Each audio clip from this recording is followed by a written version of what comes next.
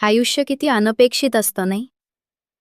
जो माणूस आपल्याला खळखळून हसवतो तोच अचानक रडवून निघून जातो. काही वर्षांपूर्वीचीच गोष्ट आहे. एक दिवस अचानक बातमी आली आणि संपूर्ण महाराष्ट्राला धक्का बसला.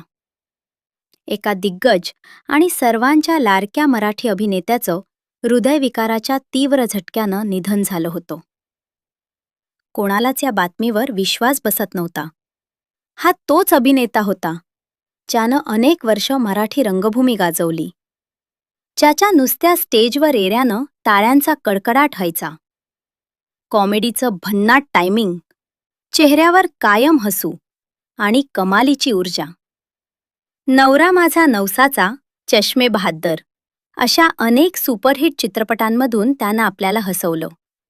आणि मोरूची मावशी हे नाटक तर त्याच्या नावाशिवाय पूर्णच होऊ शकत नाही.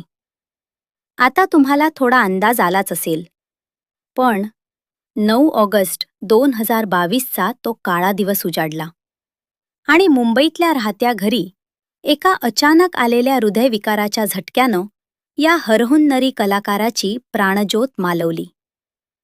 मराठी मनोरंजन सृष्टीत कधीही न भरून निघणारी पोकळी निर्माण करणारा तो महान आणि हसरा अभिनेता म्हणजे प्रदीप पटवर्धन.